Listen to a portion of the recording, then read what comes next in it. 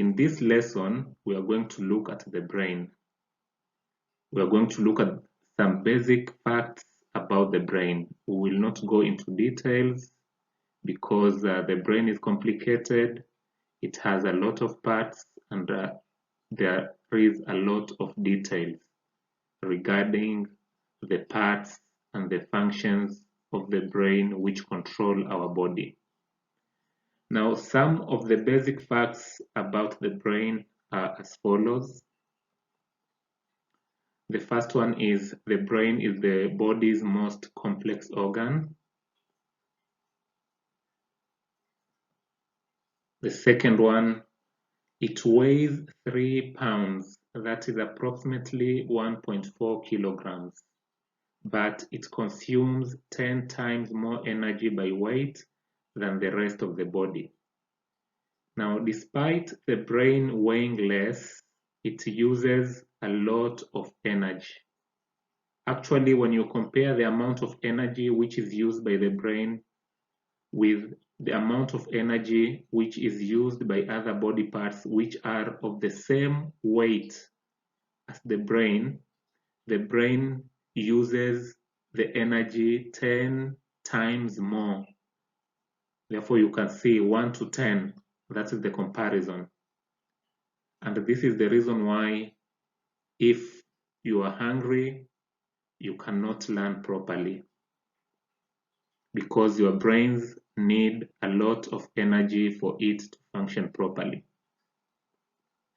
Another fact about the brain is there are around 86 billion neurons in the human brain, all of which are in use.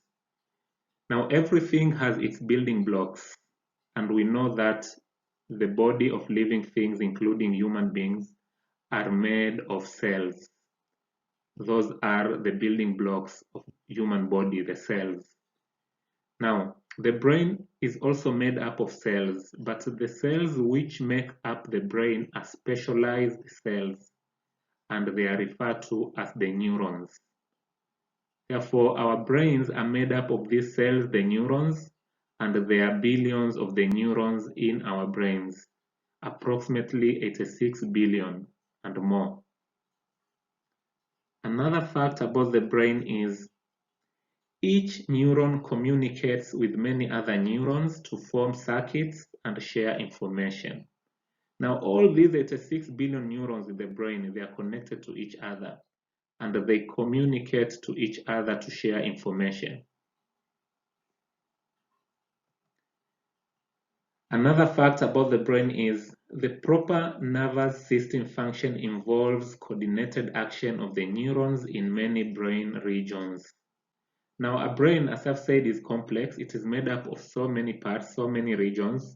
We are not going into details about this, but each of these regions is made up of millions of neurons, and these neurons are the ones which coordinate and they enable our nervous system to function properly. Another fact about the brain is the nervous system influences and is influenced by all other body systems. Now, the nervous system spans throughout our body, from the head, that is the brain, to the toes of our legs. Therefore, all the organs and parts of our body have these nerves. And the totality of all these nerves, including the brain and the spinal cord, are what we refer to as the nervous system. Next, we are going to look at how the brain works and its role in learning. All your information, that is the thoughts, things which you are thinking about, your hopes, fears, perceptions, emotions, all of these things which happens in our day-to-day life, they are in the neurons of our brain. There is where they are stored. There is where they are controlled. Things which we do in our daily life and take for granted, such as seeing, smelling, hearing, walking, etc., are controlled by the brain. Now, the brain is the control center of our brain. Actually, it is the organ which controls the function of each and every body system. Therefore, all the things which we do, our eyes see. That now when you see something, the signal is sent to your brain, and the brain is the one which interprets what you have seen. We smell different things. We smell food and different other kind of smells, either good or bad. Now that smell is detected by your nose, the signal is taken to the brain. The brain is the one which now can differentiate if it is a good smell or a bad smell, and as a person, you know. Hearing, the sound is detected by the ears. Walking, we use our legs, therefore those are muscles which are contracting and relaxing to enable us walk. Now, all these activities which we do in our day-to-day life are controlled by the brain. The functions of our brain are beyond the capabilities of the world's fastest computers. However, we are not consciously aware of how our brains work. Now we have a very strong gadget, a very complicated gadget, which is as sophisticated and as capable more than the world's fastest and finest computers, but most of us, we are not aware of this organ.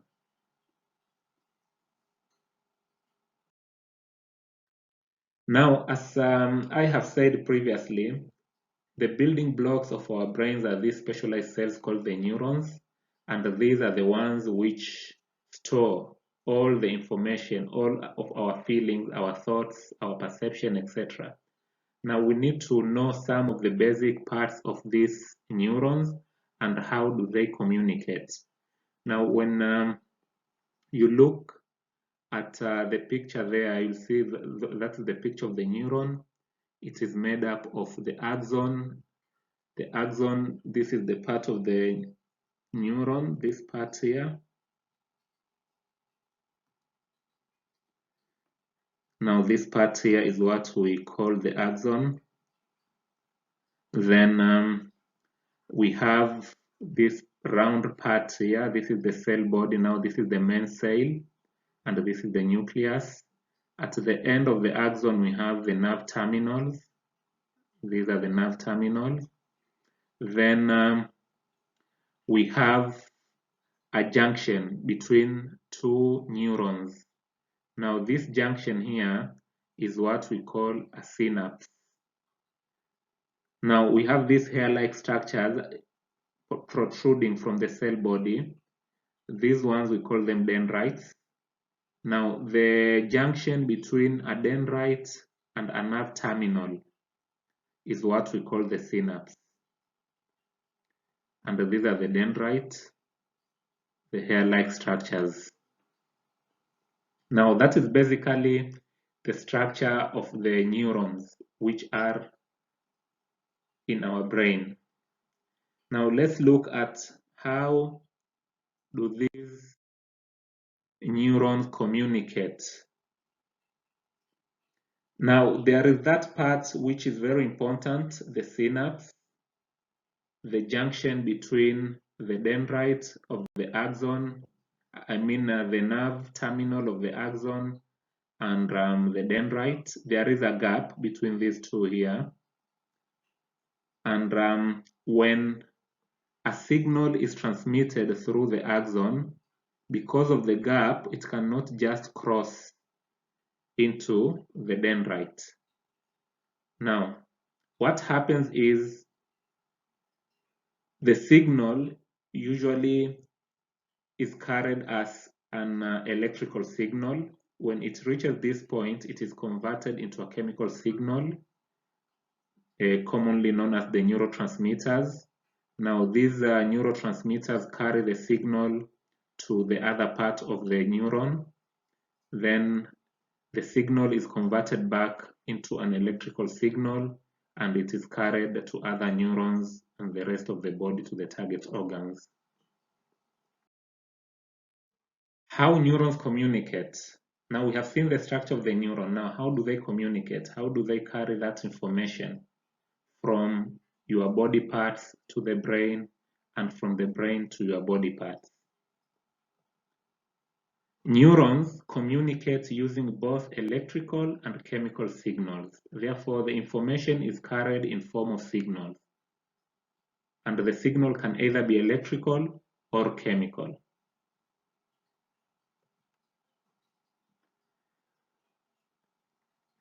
Number one, or the first step in communication, is the sensory stimuli are converted to electrical signal.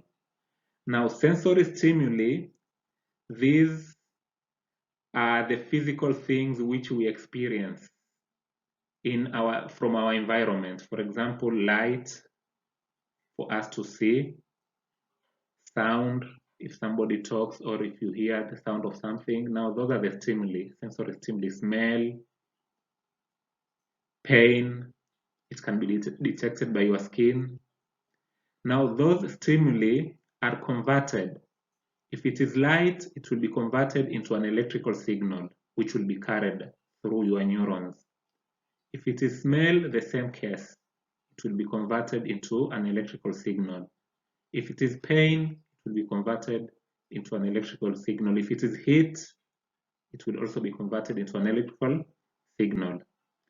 Now, once the electrical signals are in your neuron,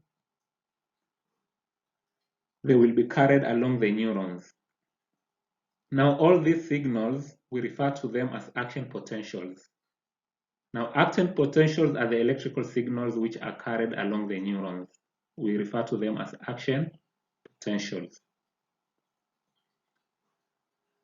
Now, the signal will move along one neuron, and as we have seen from the previous slides, there is that junction, that gap, and these signals which are carried through your neurons need to cross that gap, the synapse. Now, what happens when they reach the synapse? The electrical signals are converted into chemical signals, and those chemical signals can cross the synapse and pass to the next neuron. And in that manner, the signal will travel from one neuron to another until it reaches its target organ.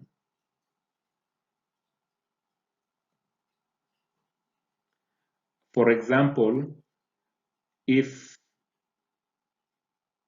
maybe you are walking, or if you touch something hot, the pain, which is a stimuli, will be carried by your neurons to your muscles, and your muscles will either contract or relax, and that one will cause the movement of your muscle, and in that manner you lift or you remove your hand from the object which is causing pain.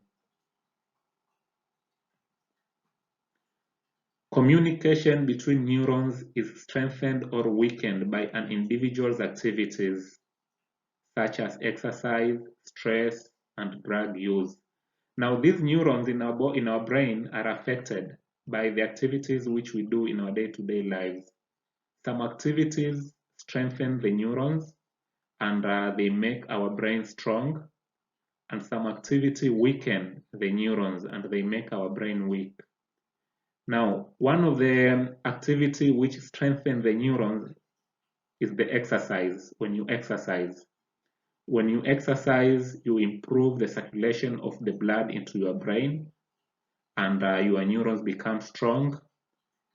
And that is the reason why, if you want to perform better, or if you want to work well, to remember many things, to be intelligent, one of the things which is recommended is exercise. Then we have other things which weaken our neurons, and among them is stress. It weakens our neurons, and if you are stressed, you cannot learn properly. Drug use also weaken our neurons. If you are drug addict, it affects your neurons, and you cannot learn well, or cannot memorize or keep information in your brain. All perceptions, thoughts, and behaviors result from the combination of signals among neurons.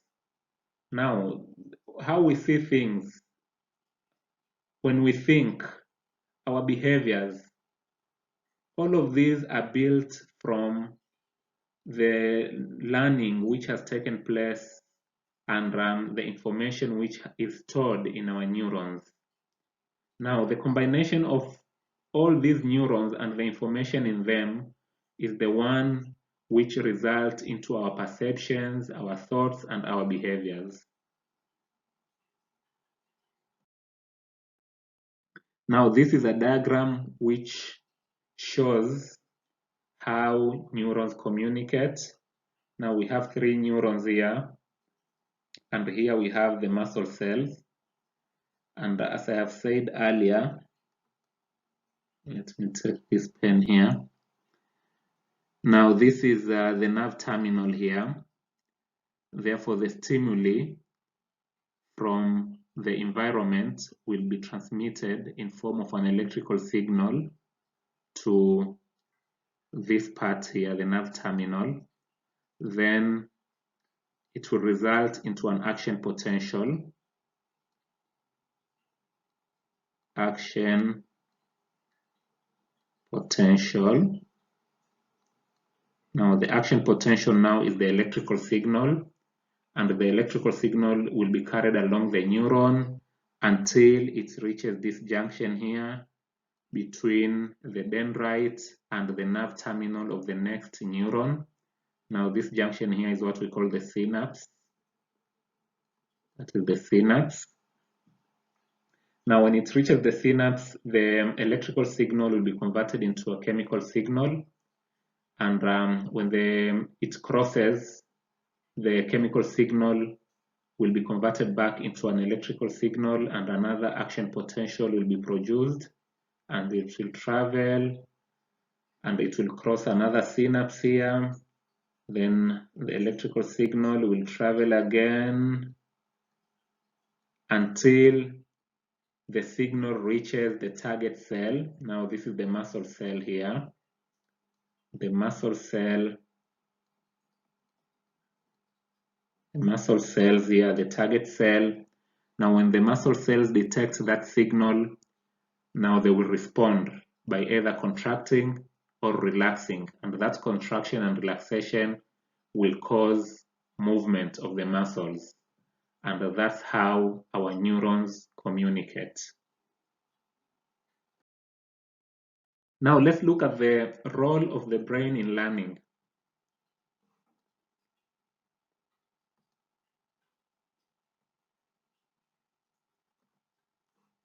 There are billions of synapses in our brains where memories are stored.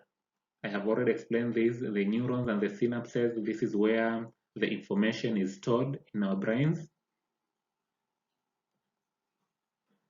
Brain connectivity is dynamic and remains so even after it matures. This means that new synapses are being formed while others are disappearing. Now, our brains are dynamic. Dynamic means they keep on changing. The way your brain is today will not be the same as it will be tomorrow. Therefore, each and every day of our lives, our brains are changing. Therefore, our brains are dynamic. That's what it means. And what causes this change is we learn new things every day. We get new experiences every day. And this information is stored in our neurons. Now, when the information goes to the neuron, what happens is those synapses or the dendrites and the nerve terminal, they grow when you acquire new information. And when you stop learning, or when you learn something, then you don't keep on repeating it until it is stored in your long-term memory, that information will disappear. And the disappearance of that information, it means those synapses which were formed will now break down and disappear. How do memories stay stable over many years while the brain connectivity is dynamic? Now, that is the question which we need to ask ourselves. Now the brain is dynamic, but we can keep information in the long-term memory for a long time. How does this happen? As I have explained earlier on, this happens when you keep on repeating the information, you practice the information which you have learned. What happens is new synapses, new protrusions will grow in your neurons. And these protrusions, if you keep on repeating the information and the information is stored in your long-term memory, it means those protrusions will become permanent and they will be able to stay for a long time. But if you learn something and you don't practice, what happens is it fades away, and those neural growth, those protrusions which grew from your neuron to store that information, they will disappear and you will forget that information which you have learned. New synapses are formed after learning and after sleep or even a nap. Therefore, after you have learned something new, then you go to sleep, or even if you don't sleep for a long time, you just take a short nap, these synapses are formed. And if what you learned is faint in the synapse and it is not committed to long-term memory, it disappears, as I have explained. Learning and sleeping upgrades our brain. You go to bed with one brain and wake up with an upgrade. Now, I think this is a better deal than the Microsoft computers. With Microsoft, after a period of time, they bring these updates, and sometimes you see your computer updating.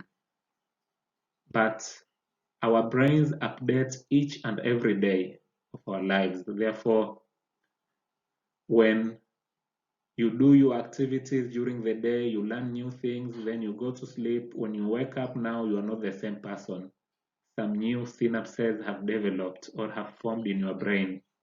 And that is what I mean by when you sleep and you wake up, your brain upgrade. Continuously challenging the brain with physical and mental activity help maintain its structure and function. And there is a saying here which says you either use it or you lose it. Therefore, we need to exercise our brain. And how do we exercise our brain? By learning new things. If you learn new things and you repeat and practice whatever you have learned, that is how you exercise or you use your brain. And by doing that, you are going to keep the structure and the function of your brain fresh and fit, and you will remember the information which you learn for a long time. But if you don't challenge your brain, you don't learn new things, the structure and the functions of your brain will be compromised and you are going to lose whatever you have learned.